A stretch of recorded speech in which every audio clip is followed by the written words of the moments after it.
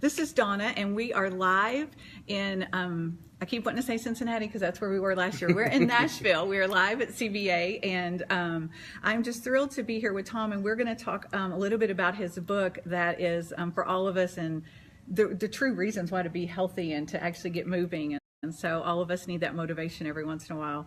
But I'm going to let him tell a little bit about himself, and then we'll jump right into the book. So, Tom. Great, thanks. Well, I'm known for having been the oldest NCAA football player in history. I was a member of the Austin College football team in 2009.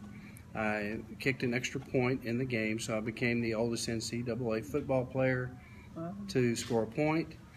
And then past that, just teach in college and coach football and have the blessing of raising a 12-year-old son. So. Oh, very good. So tell us a little bit about Get a Kick Out of Life and what motivated you to write it.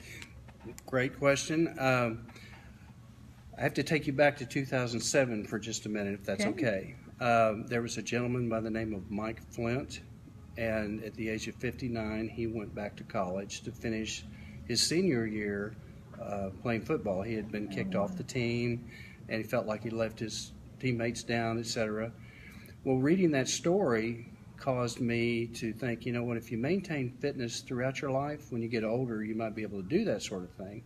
So having written in the health and fitness world and being in that industry and in leadership, etc., I contacted a co-author from a previous book, Fit to Lead, and discussed that premise to write a book. And in our concept talks, I threw out, you know what, even though I have a terminal degree, I might still have some eligibility. What do you think about me going back to college and trying to make a football team as a kicker? Well, he said sure, because it wasn't him. And so one thing led to another through email, etc. I mean, it's kind of a long story, which is how it got into Kickstart. I ended up being able to go to Austin College. The NCAA, however, was reticent in having granting me eligibility, because after Mike Flint had done what he did, they were just deluged with old guys trying to see if they still had eligibility to go play. But I had a very unique set of circumstances, and they eventually granted the request. But they said, in order to do this, you have to perform a year as an undergrad at the school to fulfill the transfer clause. Well, a lot of people probably would have said, nah, I'm out of here. Yeah. But I knew God was in this, so and my wife agreed, and so I enrolled in the school and waited for a while, and eventually the NCAA said, you can have the eligibility, but you got to perform a year as an undergrad, which made me think, well, I'll just make some friends, and it'll make my experience better instead of just showing up, playing, and moving on. And so, anyway, getting back to my co-author friend, we decided we were going to write a book called Fourth and Goal, based on the premise that I mentioned earlier. Well, that book kept getting pushed back because of other books that, like the autobiography, needed to come out based on the fact that the events that had occurred, and people would be interested in the story. Yeah. Well, anyway, the book Get a Kick Out of Life is Fourth and Goal. It just it got rebranded, and the emphasis moved away from centrally being on physical fitness to including the three areas of life that basically all other variables have to filter through, and we get stressed out over stuff. Yes, we do. So give us those three areas that you focus on. Well, physical fitness, and your mental condition, basically. In other words, your mind, and then your soul, or spiritual life. Yeah. And if you think about it, everything that you deal with in life, it's either physically or mentally or spiritually. Yeah. And a lot of them, all three. Right. Yeah. And, the thing about fitness, we're deluged with how it's presented in the culture, when in fact the original Greek word for fit is useful, which doesn't have anything to do with how you look or what you can do. Yeah. It's in the sense that you're a useful employer, employee, husband, wife. That's really what it means. So if you're physically fit, you're physically useful, and if you're spiritually fit, you're spiritually useful. So that is a good way to look at it. So I saw something. You don't call it a bucket list, so you call it a quality of life goal. So explain the difference. Sure. Well, a bucket list implies that individual. It also implies that there's an end date to the event. So I'm going to go jump out of an airplane. Okay, so when I land on the ground, I jumped out of the plane, and I'm not going to go do it again. So that being said, a quality of life goal, and the way we view it, is it involves many people, and it doesn't end. For example, I could never have gone to Austin College and done what I did without the help of people. And so this blesses them. Also, had I not gone to Austin College with the help of friends, I wouldn't have my co-author. I wouldn't have. I mean, I've touched a lot of people with it. And then after the event, I went ahead and finished a degree there. My wife encouraged me, said, "You've never quit anything in your life. You're not going to quit now." So I finished my master's degree that I was in, but I ended up teaching there at the school.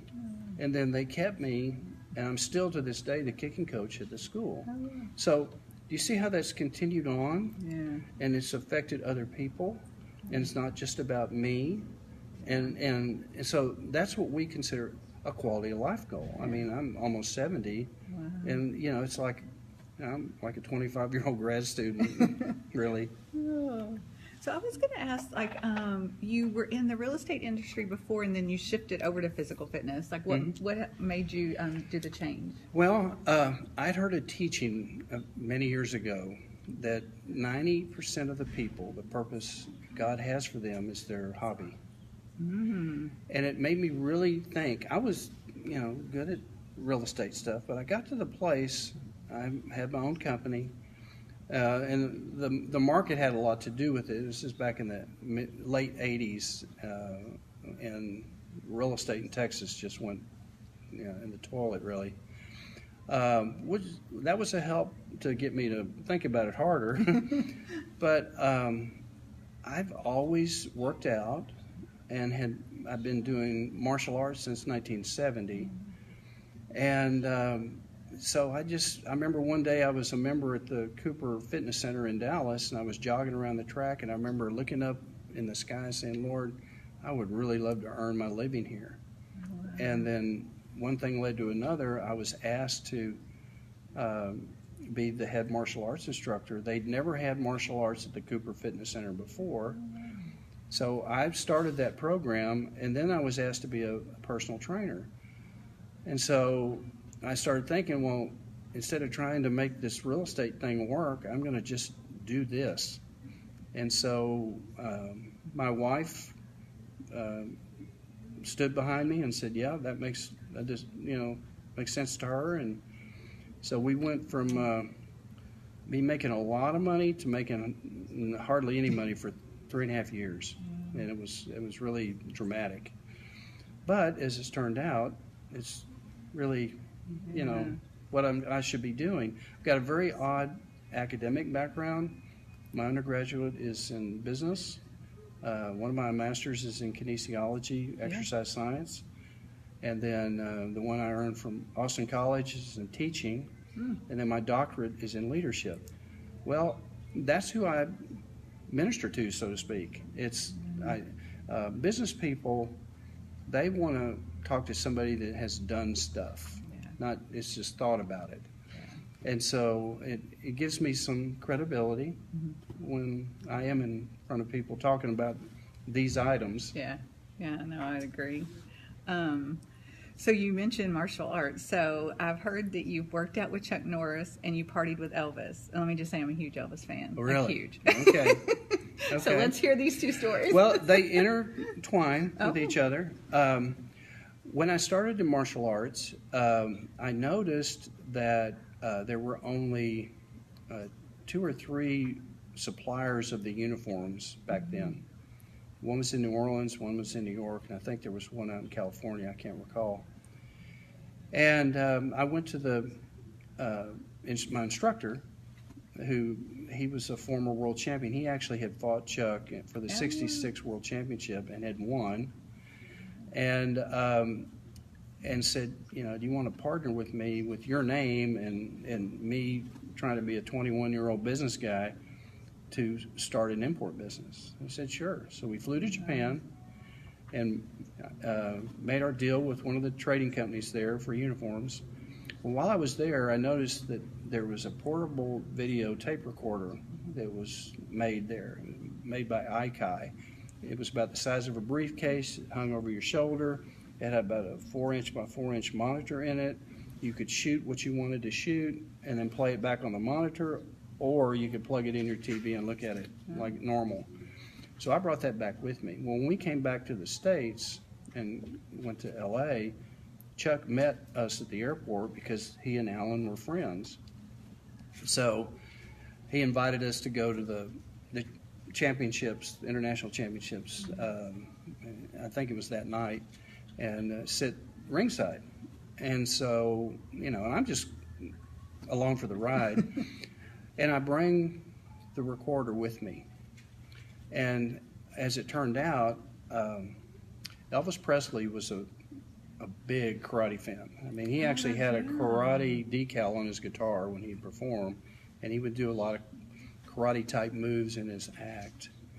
And he had asked Priscilla, his wife, to go and film the finals because he could never go there. So she was sitting next to me, and Chuck was here, and you could actually hear, I archived that videotape. You can actually hear him talking and her talking on it while I'm shooting this. And while shooting her film on an 8mm camera, she said, yeah, I don't know if this is going to come out. He said, why don't you just keep doing that? Because she was fascinated with that. Yeah. And then bring it and show Elvis later. And I went, okay, because I didn't think that would really happen. 2 weeks later, we got called to come out there. We went out there, and it was Chuck and his wife at the time, and me and my wife at the time, and Alan and his wife at the time, and Ed Daniels and his wife, Mike Stone and his wife. And went and watched the show, and after the show, went up to the penthouse and spent the rest of the evening into early morning, you know, with him. I actually got to talk to him for about an hour one-on-one, alone, away from people, which was interesting for me only because it told me how much martial arts was the biggest part of his life. Not people think the music and the performing. No, he got most of his self-worth, it seemed to me, through that. And but anyway, Chuck and I, and if you know Chuck, he's a very friendly. It's easy to be his friend in a blink. Yeah. And so he and I hit it off as friends, and I would go out to California from time to time and stay with them. There was one time I went out there and I said, hey, can I come out for the weekend? He said, sure, but we're going camping. You can stay at the house. So I wanted to get away, so I did. But anyway, yeah, we worked out, and I've never seen anybody train as hard, ever. I was in my early 20s. He was about 30. He was the hardest working guy. He's a world champion. I mean, but he's a world champion in a lot of things, not just the martial arts. He was a world champion speedboat racer and all. Yeah. So everything he deals with, he's got that paradigm. Yeah, he goes full in. Yeah. So that's how we came to know each other. Still friends with Chuck to this day. My wife provided the music when he married his wife Gina, and they stay in touch. And I probably talk to him now, if once a year, that's a lot. Yeah. Because he's got a lot of stuff going on. Yeah. Well, you have a lot of stuff going on. So I was going to ask, what advice do you have for a person who's approaching retirement and they still have a lot of things they want to do?